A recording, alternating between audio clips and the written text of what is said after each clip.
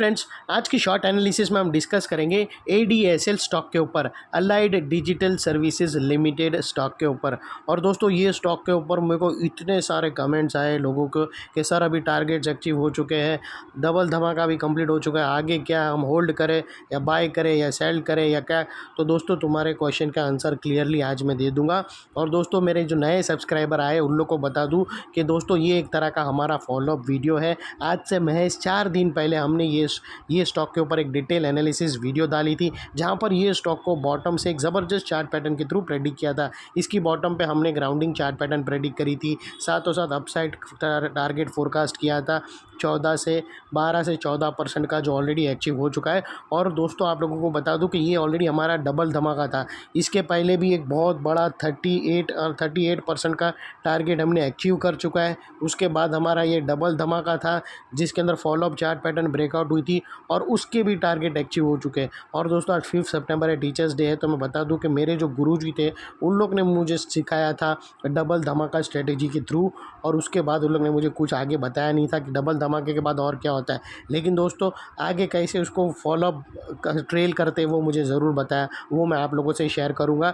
और दोस्तों कॉन्ग्रेचुलेशन वो सारे लोगों को जिसने इसकी वॉलेटिलिटी भी झेला और इसको होल्ड किया और अंटिल तक टारगेट को अचीव किया। अगर आप देखो तो दोस्तों इसके अंदर हमने मोर देन 50% कैप्चर किया है और अभी दोस्तों यहाँ से और फर्दर जा सकता है, लेकिन मैं बताऊँगा कि कैसा उसको ट्रेल करना है। और ये चीज़ तुम लोगों को दूसरे स्टॉक में भी काम आएंगी, अगर उसके अंदर भी अगर समझो कोई टारगेट अचीव हो चुका है और तुम लोग को मैं वीडियो नहीं बना पा रहा हूँ कोई वजह से, तो आप वो चीज़ सिमिलरली वो स्टॉक में भी फॉलो कर सकते हो। तो दोस्तों मैं आप लोगों को यहाँ पर क्विकली बता दूँ, और जिस किसी को भी लगे कि मैं भैकम भाग कर रहा हूँ, तो दोस्तों मेरे वीडियो का लिंक क्लास डेटेड वाला वीडियो का लिंक डिस्क्रिप्शन में पड़ा है, जाकर एक बार ज़रूर देख लेना। दोस्तों मैंने ऑलरेडी 2 बार रिकमेंड किया था और ज़बरदस्त नोट छापे हैं ये स्टॉक के अंदर। और ऐसे दोस्तों बहुत सारे प्रीवियसली स्टॉक भी है, विप्रो है, टीसीएस है। अगर आप देखो तो टीसीएस भी डबल धमाका ऑलरेडी स्टॉक डबल धमाका में है और वो भी डबल धमाका कंप्लीट होने की पूरी तैयारी में है। वैसे और भी बहुत सारे स्टॉक है, अगर मैं नाम लूँगा तो वीडियो लंबा हो जाएगा। तो दोस्तों अभी फ़िलहाल मैं आप लोगों को यहाँ पर क्विकली बता दूँ कि दोस्तों अगर आप देखो तो मैं आप लोगों को यहाँ पर फ्रेंड्स बता दूं कि अगर आप देखो तो हमने 2 राउंडिंग चार्ट पैटर्न पे ये सबसे पहले हमने निकाली थी दोस्तों, और ये हमने कैप्चर किया था जो तकरीबन 35% से भी ज़्यादा था। और ये सेकंड हमने कैप्चर किया था जो 14 से 17% का ऑलरेडी अचीव हो चुका है। अभी यहाँ पर दोस्तों एक रेंज ब्रेकआउट हुई है, लेकिन दोस्तों मैं ये बताऊँगा कि कोई भी फ्रेश नई पोजीशन अभी मत लेना दोस्तों। अगर किसी के पास ऑलरेडी है तो वो ट्रेल करना, क्योंकि दोस्तों हम यहाँ से अभी तक इतना खा चुके हैं, तो दोस्तों फिर थोड़ा जाने देना। क्योंकि दोस्तों ऑलरेडी स्टॉक एकदम, अगर आप इसका आरएसआई देखो तो बहुत ही ओवरबॉट हो गया है। तो यहाँ पर अगर आप प्रॉफिट बुक करके निकल जाओ क्लियरली तो भी कोई गम नहीं है, तुम प्लस में ही हो। लेकिन दोस्तों और वो भी लिहाज से दोस्तों दूसरी चीज़ ये है कि इंटरनेशनल इंडाइसिस अभी नेगेटिव चार्ट पैटर्न्स ब्रेकडाउन की तैयारी में, ब्रेकडाउन हुआ नहीं है उसके अंदर, हो सकता है ब्रेकडाउन ना हो और वापस वो अपसाइड में भी आ जावे, लेकिन अगर ब्रेकडाउन हो गया तो उन लोग के वहाँ सेलिंग प्रेशर आएगा, वो कहीं ना कहीं हमारे इंडेक्स पे भी जाके रिफ्लेक्ट करेगा। और एक बार हमारे इंडेक्स में आएगा तो सारे स्टॉक्स में भी आएगा। तो वो लिहाज से इतने भागने के बाद दोस्तों अगर हमें नया पैटर्न ब्रेकआउट मिल रहा है तो जाने देना चाहिए, क्योंकि हम 25। और दोस्तों आप लोगों को एक और चीज़ बता दूं कि ये अगर आप देखो तो यहाँ पर जो हमें रेंज ब्रेकआउट मिली है वो भी लोअर टाइम फ्रेम की, तो अगर इसका भी जो अपसाइड अगर निकल कर भी आता है तो वो सिर्फ दोस्तों 10 से 12% का है। अगर आप नींबू को दोस्तों पूरी तरह से निचोड़ोगे और आप उसका लास्ट ड्रॉप भी निकालने का क्रश, इसको नींबू को क्रश करके आप लास्ट ड्रॉप भी निकालोगे ना, तो एंड का वो जो रस निकलता है नींबू के अंदर वो कड़वा होता है। तो दोस्तों यहाँ से अगर छूट भी जावे तो कोई प्रॉब्लम नहीं है, अगर किसी के पास है तो वही ट्रेल करना। फ्रेश पोजीशन में यहाँ से लेने की रिकमेंड नहीं दूंगा, अगर लेना हो तो अपने एडवाइज़र को पूछ कर लेना, क्योंकि यहाँ से अभी जो अपसाइड बची है वो तकरीबन 10% की है।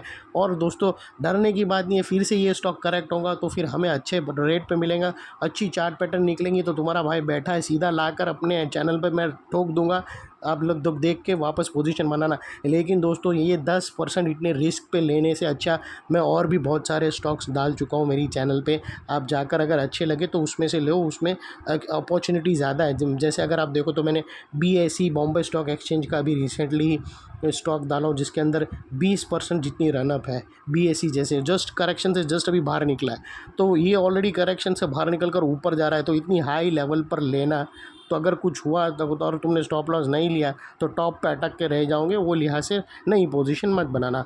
और सेकेंडली, जो लोग मुझे बार बार पूछ रहे थे, कॉन्ग्रेचुलेशन तुम लोग को, तुम लोग ने पोजीशन ली, टारगेट आज अचीव हो चुका है। लेकिन दोस्तों अगर आप देखो तो यहाँ पर हमें एक रेंज पैटर्न ब्रेकआउट होते हुए मिली है, और वो रेंज भी ज़बरदस्त रेंज मिली है दोस्तों। अगर मैं आप लोगों को बताऊं तो वो कुछ इस तरह का है फ्रेंड्स। मैं ये टारगेट्स का जो हमारा है वो मैं निकाल देता हूं, क्योंकि ये डबल धमाका की भी मलाई कंप्लीट हो चुकी है। अभी यहाँ पर अगर आप देखो ना दोस्तों, तो यहाँ पर हमें एक रेंज ब्रेकआउट क्लियरली विटनेस हो रही है। और दोस्तों नेकलाइन के पास ही अगर आप देखो ना तो ग्रेवस्टोन डोजी बनी है, तो पॉसिबल है कि नेकलाइन के ऊपर और सेकेंडली डोजी जब भी नेकलाइन के पास मिले तो दोस्तों पॉसिबल है कि नेकलाइन के पास एक कंसोलिडेशन हो, एक रेंज बनावे। यहाँ पर पॉसिबल है कि स्टॉक एक रेंज बनावे, और वो दूसरी पॉसिबिलिटी क्या है, एक डोजी है और सेकंड इसका जो RSI है वो 75 है। तो ये दोनों RSI 75 और डोजी जब भी आता हो तो समझ जाना यहाँ पर एक रेंज कंसोलिडेशन की होंगी, और उसके बाद रेंज अपसाइड ब्रेकआउट होगा तो फर्दर मूवमेंट आएगा, या डाउन साइड आया तो फिर करेक्शन स्टार्ट करेगा ये स्टॉक। तो दोस्तों वो लिहाज से अपने माइंडसेट को प्रिपेयर करना। और यहाँ पर दोस्तों मैं आप लोगों को बता दूं कि कभी भी अगर स्टॉक का तुम्हारा टारगेट हिट हो जाता है और तुम लोगों को पता नहीं चलता है कि अभी क्या करना चाहिए, तो दोस्तों हमेशा याद रखना उसकी एक बैक की, मतलब जैसे देखो ये टारगेट अचीव यहाँ पर हो गया, अभी तुम्हें पता नहीं, तो उसकी जो प्रीवियस वाली कैंडल है उसके लो के नीचे क्लोजिंग बेसिस पे अगर तुमको स्टॉक क्लोज देखे तो वो तुम्हारा ट्रेलिंग स्टॉप लॉस लेकर ट्रेड को वाइंड अप कर देना चाहिए। ऐसी स्ट्रेटेजी रख के तुम्हें ट्रेल करना चाहिए। अगर कोई भी स्टॉक के अंदर मैं टारगेट ना डबल धमाका स्ट्रेटेजी नहीं बना पाया, जैसे फर्स्ट टारगेट अचीव हो चुका है और तुम्हें पता नहीं कि ये डबल धमाका बनेगा या फिर प्रॉफिट बुक कर ले या फिर कंप्लीटली स्टॉक को सेल करके बाहर निकल जावे, तो वैसा कुछ कन्फ्यूजन हो रहा है। तो अगर आपको स्टॉप पोजीशन रखना हो तो ट्रेलिंग स्टॉप के साथ, यानी जो प्रीवियस कैंडल हो उसके लो के नीचे क्लोजिंग बेसिस पे अगर स्टॉक क्लोज हो जावे तो उसको स्टॉप लॉस देकर आप ट्रेड से बाहर निकल जाना। और दोस्तों ये जो इनसाइड रेंज है, अगर यहाँ पर दोस्तों समझो कि ये इनसाइड रेंज अगर ये अपसाइड में कंसोलिडेशन हुआ और अपसाइड में ब्रेकआउट हुआ, या फिर दोस्तों यहाँ पर कंटिन्यू और भी बाइंग आते रही, ज़रूरी नहीं है कि 75 RSI यानी फिर नीचे गिरेगा। RSI 85 तक भी जाता है, 90 तक भी देखा है, और 85-75 के बीच में पूरा महीना भी रहता है, जैसे हमने सुज़लॉन जैसे स्टॉक में और बहुत सारे ऐसे स्टॉक में हमने देखे।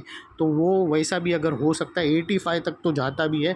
तो दोस्तों अभी जो इसका मैक्स टू मैक्स टारगेट निकल कर आता है वो सीधा 340 रुपीज़ का आता है, जो तकरीबन 10 से 12% और भी अपसाइड है। लेकिन दोस्तों मैं फ्रेश रिकमेंड नहीं करूँगा, जिसके पास पोजीशन है वही ट्रेल करना। और अभी दोस्तों ट्रेलिंग के हिसाब से तुम्हारा स्टॉप लॉस आना चाहिए वो ये जो डोजी बनी है ग्रेवस्टोन डोजी, उसके लो के नीचे क्लोजिंग बेसिस पे स्टॉप लॉस हो जावे, क्लोजिंग मिल जावे तो सीधा सिंसियरली ट्रेड को वाइंड अप कर देना और फिनिश कर देना। नई पोजीशन का मैं रिकमेंड नहीं करूँगा। और दोस्तों ये थी हमारी शॉर्ट एंड स्वीट एनालिसिस। आप देख सकते हो बहुत ही ज़बरदस्त तरीके से हमारे दो धमाका डबल धमाका भी क्लियर हुआ, और उसके बाद और भी अपसाइड निकल रही है। लेकिन वो अपसाइड दोस्तों सिर्फ 10% की, 50% और हम इसमें प्लस में हैं, और 50% से भी ज़्यादा प्लस में है। लेकिन दोस्तों यहाँ से 10% के लिए फिर तुम्हारे प्रॉफिट को प्रॉब्लम में नहीं डाल देना, उस वो लिहाज से अपने एडवाइज़र को पूछकर और सिंसियरली मैनेज करना। और भी बहुत सारे स्टॉक है जो अच्छे हैं, इसके जैसे ही अच्छे स्टॉक है दोस्तों, फंडामेंटली टेक्निकली दोनों भी, और नीचे से निकल है तो उसके अपसाइड की जो रेंज होती है वो बहुत ज़्यादा है। इनकेस अगर वहीं से करेक्शन भी आया मार्केट के अंदर तो जो नीचे से घूमे वो फिर साइडवेज जाएंगे दोस्तों, वो इतना नहीं गिरेंगे। लेकिन जब करेक्शन आता है जो स्टॉक बहुत ज़्यादा भाग चुके हैं वो गिरेंगे भी ज़्यादा दोस्तों, ये चीज़ हमेशा ध्यान में रखना। ये थी एनालिसिस, अच्छी लगे तो प्लीज़ चैनल को लाइक शेयर सब्सक्राइब करते रहना। मैं ऐसे ही दोस्तों इन्फॉर्मेटिव वीडियो आप लोगों के लिए लाता रहूँगा। थैंक यू, जय हिंद।